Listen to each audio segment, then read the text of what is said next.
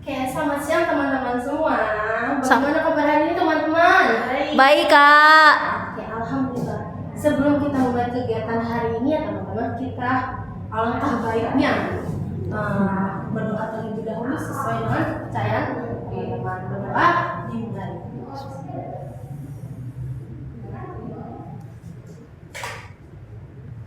Amin, selesai. Teman-teman, boleh teman-teman berdiri semuanya. Oke, Kak, aku berdiri. Oke, sudah siap semua? Siap, Kak. Teman-teman coba perhatikan yang Kalinda ucapkan ya. Ya. Kalau Kalinda bilang selamat pagi, teman-teman tok satu kali. Selamat siang, teprok dua kali tok. Selamat malam, teproknya 3 kali. Tok. Oke? Oke. Selamat pagi berapa keprokan? 1. Kalau selamat malam 3. Selamat siang 2. 2. Oke. Semua sudah siap dan fokus? Fokus. Oke. Kita mulai ya. Selamat malam. Oke, good job. Selamat pagi. Selamat malam. Nur, mana nih suaranya nggak kedengaran, Nur? Prok, Kak. Oke, gitu dong, Nur. Semangat. Iya, Kak, semangat, Kak. Oke. Selamat siang. Prok. Sekali lagi. 2 kali ya, ada selamat. Misalkan ada selamat pagi sama selamat malam. Nanti harus fokus ya. Selamat pagi, selamat malam. Prok. Oke, good job. Oke, terima kasih teman-teman. Silahkan boleh duduk kembali ke kursinya masing-masing.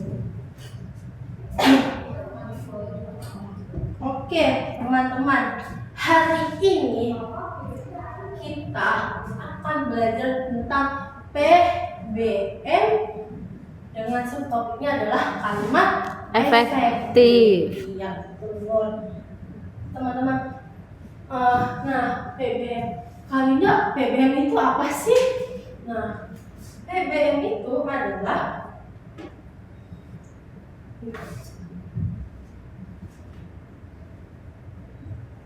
PBM. Jadi kan sebelum kita mengenal dulu nih apa itu PBM ya teman-teman. PBM adalah kemampuan kita untuk memahami bacaan dan menulis sesuai dengan kaidah bahasa Indonesia. Nah, kemampuan memahami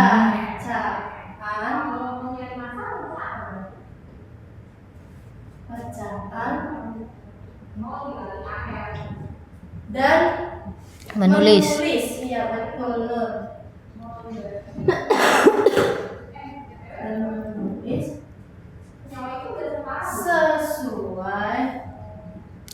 sesuai dengan kaidah bahasa Indonesia. Dengan kaidah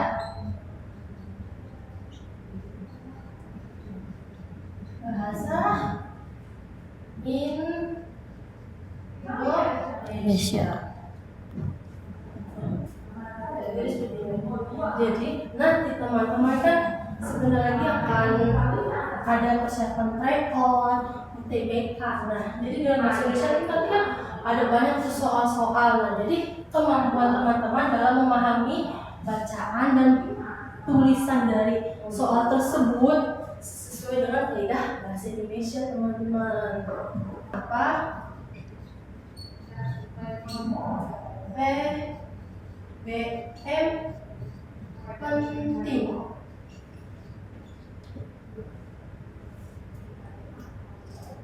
Mengapa kita harus mempelajari PBM? Nah, yang pertama adalah untuk literasi akademik. Literasi akademik.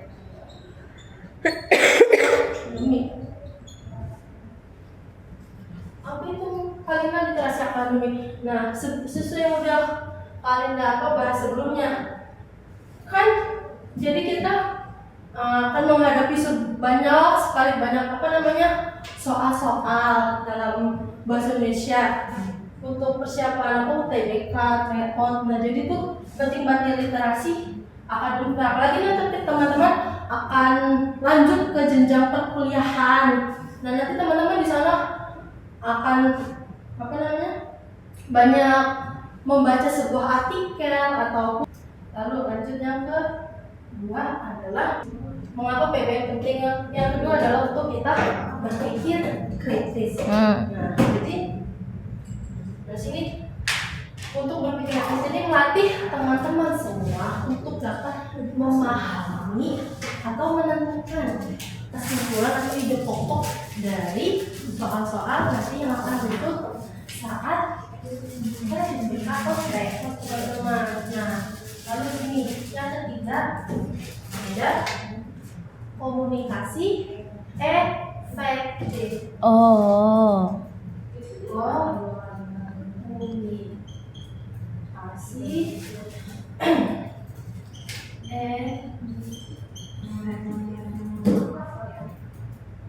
Nah, di sini ini komunikasi efektif. Jadi nanti di sini untuk memastikan teman-teman dapat menyampaikan sebuah informasi yang terdapat dalam bacaan atau dan terdapat dalam soal. Nanti saat teman-teman hari bisa ujian atau saat teman-teman UTBK. Lalu adalah yang terakhir nih, yang paling penting ini adalah 4 adalah penentu kelulusan.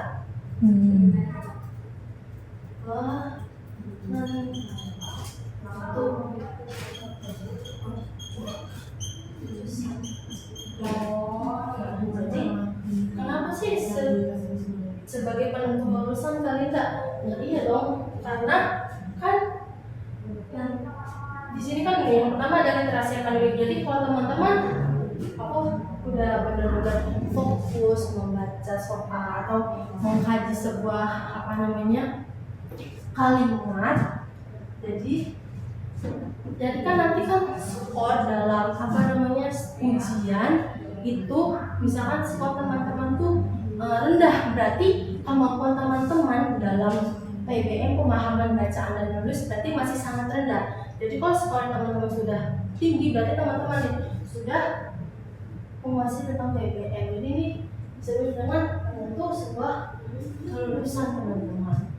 Masuk ke subtopiknya teman-teman adalah kalimat efektif.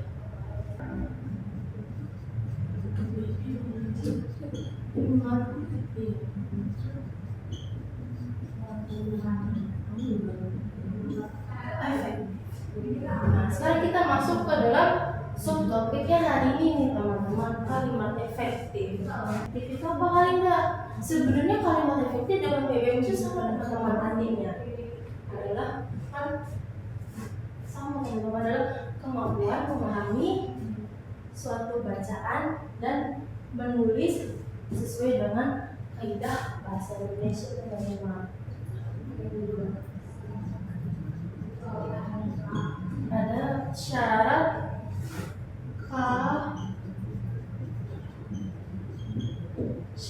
kalimat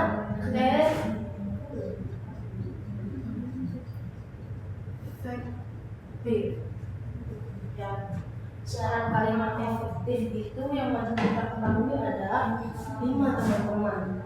Apa aja yang pertama? Yang pertama adalah kelengkapan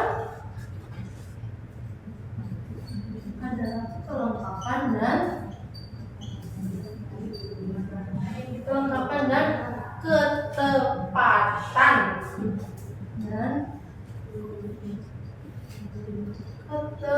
ketepatan struktur.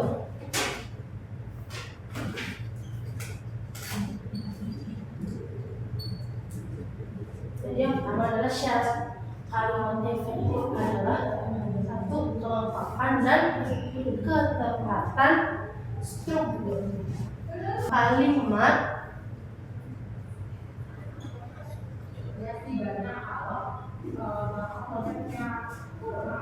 adalah kalimat yang harus tepat. kalimat yang harus tepat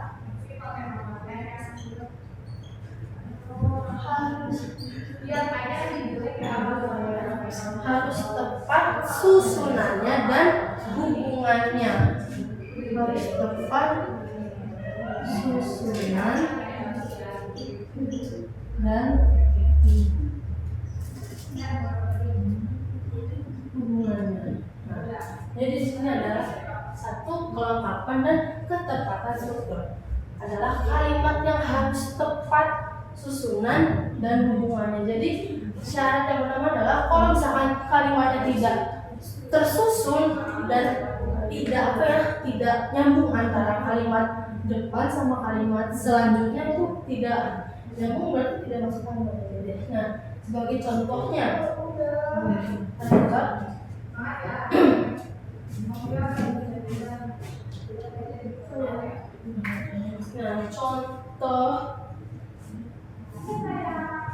contohnya di sini ya. Contoh kalimat efektifnya.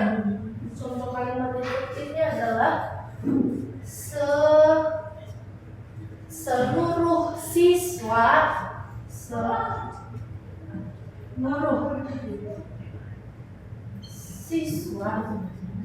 diharapkan datang tepat waktu.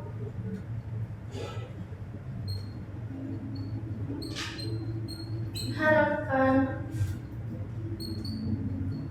datang tepat waktu.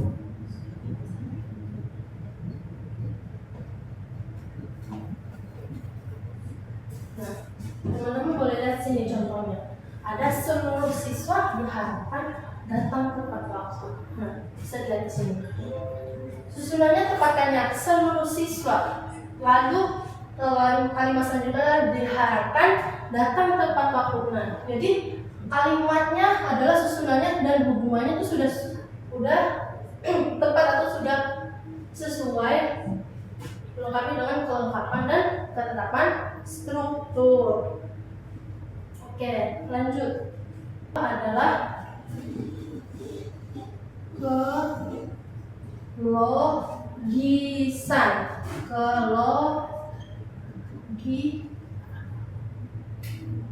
Kelogisan. Nah, kelogisan adalah hubungan antar susunan kalimat harus yang logis kalimatnya. Hubungan antar susunan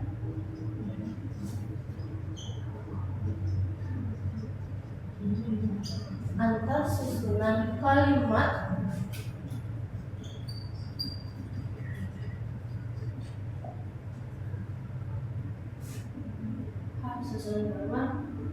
harus logis, tidak boleh tidak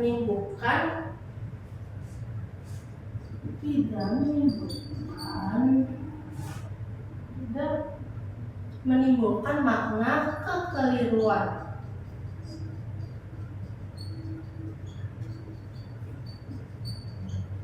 Makna kekeliruan.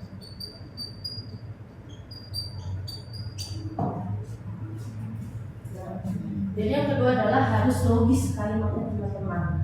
Jadi itu hubungan antar susunan kalimat itu harus logis dan tidak menimbulkan makna kekeliruan. Sebagai contoh kalimatnya ada apa ya kira-kira? Yang logis. Oke, ini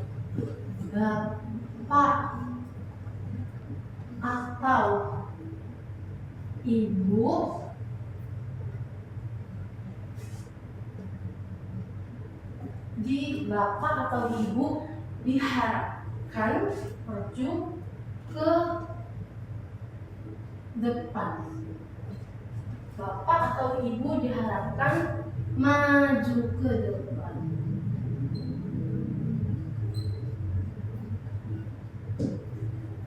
Misalkan kayak penyuruh nih, Bapak ini silahkan maju ke depan seperti ini. Jadi kan apa namanya, sini nih, kalimatnya kan udah logis nih teman-teman, Bapak dan Ibu, terus diharapkan nanti maju ke depan, kan tidak menimbulkan makna yang kekeliruan.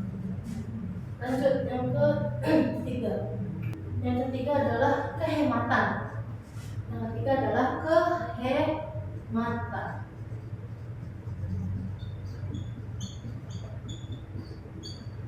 Adalah kalimat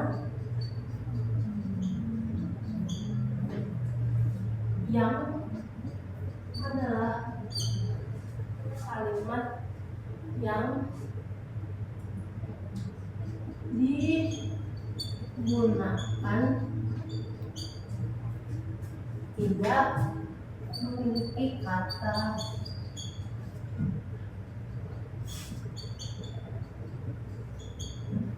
kalimat yang digunakan tidak memiliki kata yang berlebihan, yang berlebihan. Contoh kalimatnya adalah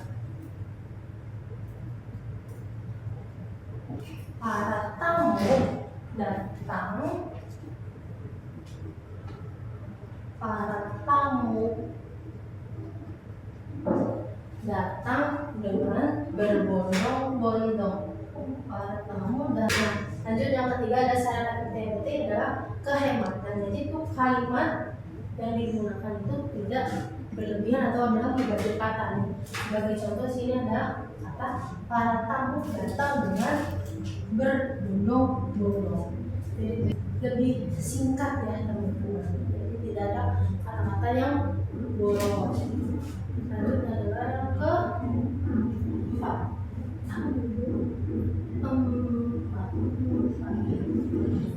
Empat adalah kesejajaran.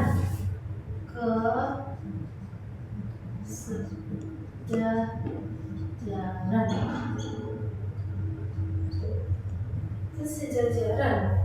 Nah, jadi adalah bentuk kata dalam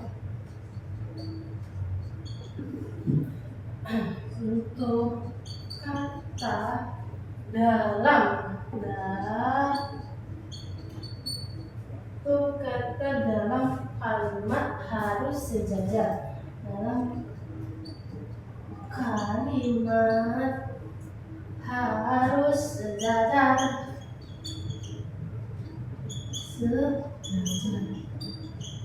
Terutama pada kalimat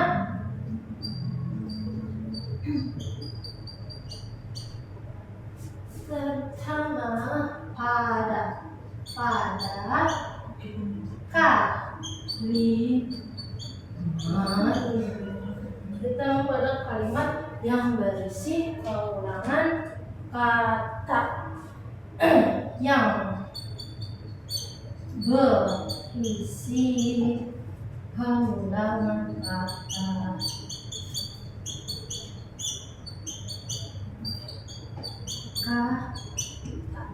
Yang adalah kesejajaran. Bentuk kata dalam kalimatnya itu harus sejajar, terutama pada kalimat yang berisi pengulangan kata. Sebagai contohnya, Nur ya, Nur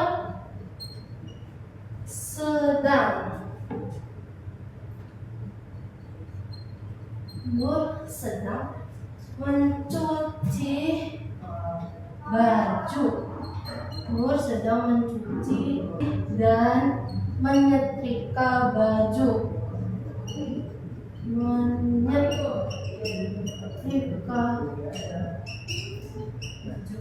Nah, di sini adalah Nur sedang mencuci dan menyetrika baju. Nah, di sini kan ada kalimat harus sejajar. Nah, sejajar kan ini teman-teman, terutama pada kalimat yang berisi pengulangan kata. Nur sedang mencuci baju dan menyetrika baju. Jadi ini ketahuan nih, Nur tuh berarti sedang ngapain? Sedang mencuci baju sama menyetrika baju nih. Terakhir ada kecermatan. Kecermatan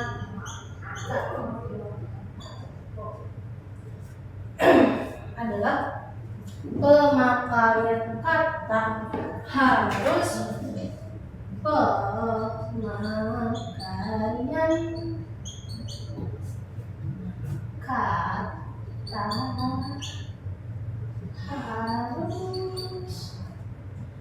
pemakaian kata harus tepat. Pemakaian katanya harus tepat sehingga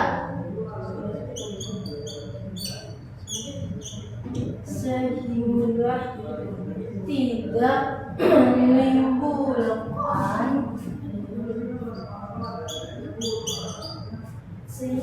menimbulkan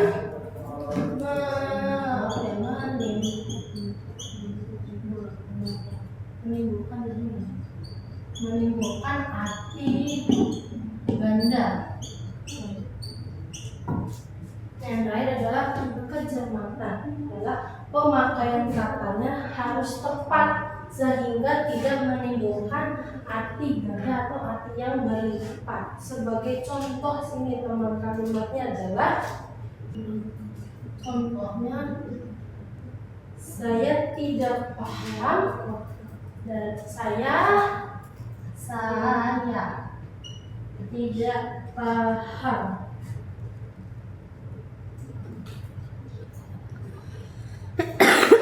Saya tidak paham perkataanmu.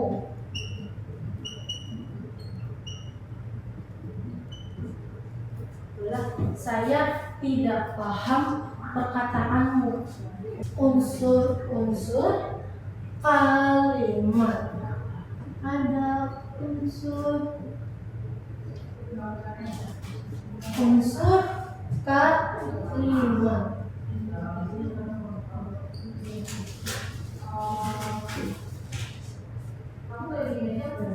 Di sini unsur kalimat ada 5. Yang pertama ada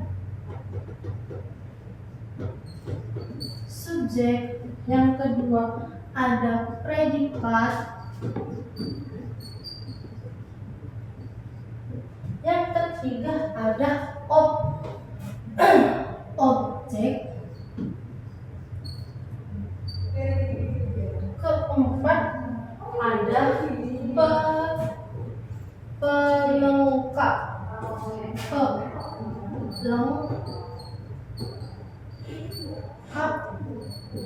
yang terakhir adalah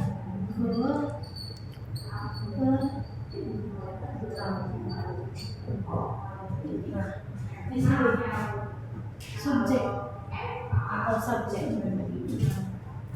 Unsur kalimat pertama ada subjek, predikat, objek, pelengkap, dan yang terakhir adalah keterangan.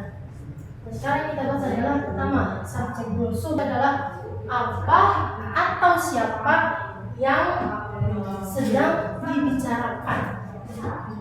Apa atau siapa yang sedang dibicarakan.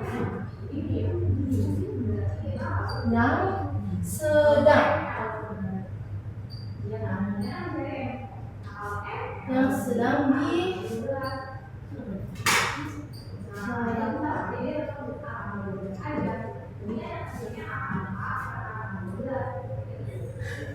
lanjut, yang kedua adalah predikat, adalah apa yang terjadi dengan apa yang terjadi pada si subjek.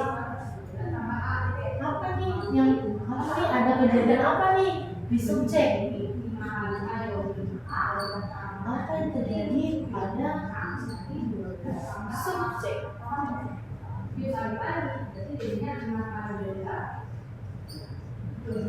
subjek.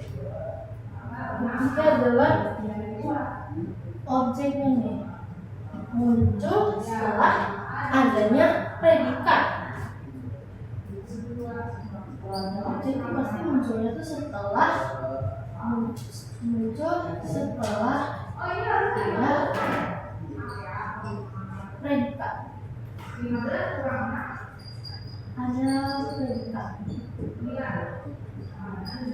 Yang keempat adalah pelengkap.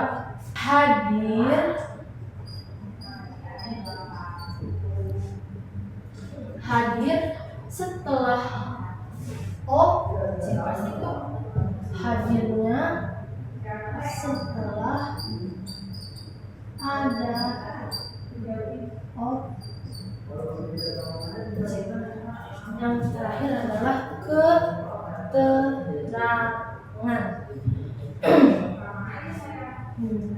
Biasanya nih di sini diawali biasanya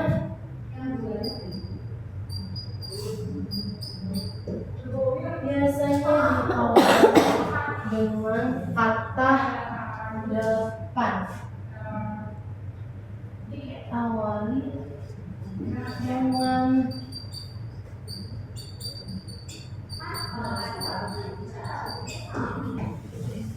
Nah, di sini ada unsur kalimat yang pertama adalah subjek.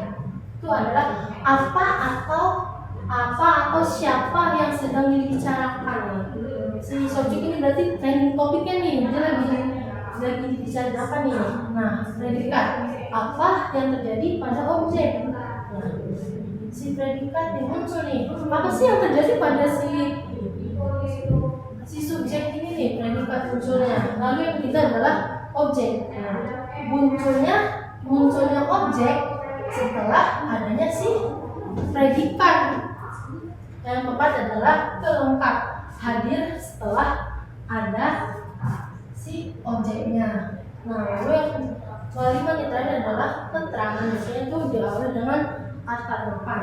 Nah, sebagai contoh kita buatkan apa ya kira-kira contoh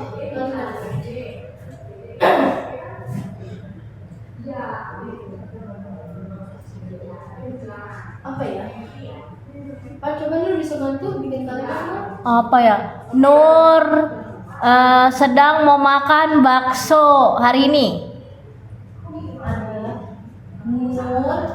Nur sedang mau makan bakso hari ini. Benar nggak tuh Kak? Nur sedang Makan bakso hari ini. Sedang memakan Bakso. enak ya gimana? Iya nih hujan-hujan nih Kak nih. Pengen banget ini. Makan bakso hari ini. Nah, contoh kalimat tadi Nur sedang makan bakso hari ini. Nah, subjeknya yang tahu kalimat ini adalah Nur. yang sedang dibicarakan siapa berarti? Yang sedang dibicarakan Nur. Nur. Berarti subjeknya siapa? Nur. Nur. Subjeknya di sini adalah Nur. Start. Nah, predikatnya apa ya teman-teman? Sedang mau makan. Sedang memakan. Predikat. Sedang memakan. Apakah benar Nur sedang memakan? Makan Lagi videoin sih Kak sebenarnya. Bukan sedang mau makan bakso sih. maksud lagi apa ya? Mungkin setelah ini ya, setelah kegiatan ini. Oke, siap. Oke. Berarti predikatnya apa nih teman-teman? Sedang mau makan Kak. Sedang memakan. Predikatnya. Ya betul. Jadi ketawa. Objeknya nih, tahu objeknya? Bakso. Bakso. Semangat banget Nur ngomong bakso ya. Murid trial Kak. Oke, bakso. Udah pengalaman. Berarti Nur, bakso. Bakso.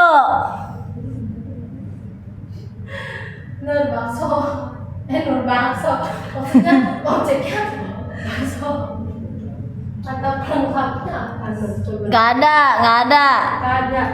Berarti masuk ke dalam unsur kalimat gak Nur? Masuk. Kan? Kan ada SPOK, Kak. SPOK-nya, iya betul. Nah, yang terakhir adalah keterangan. Sini ada keterangan apa nih? Hari ini. Hari ini. Masuk dengan keterangan apa? Keterangan waktu, keterangan tempat. Keterangan waktu, Kak. Waktunya berarti hari ini ya. Iya. Starchem, Kak. Mantap. Ini adalah keterangan waktu.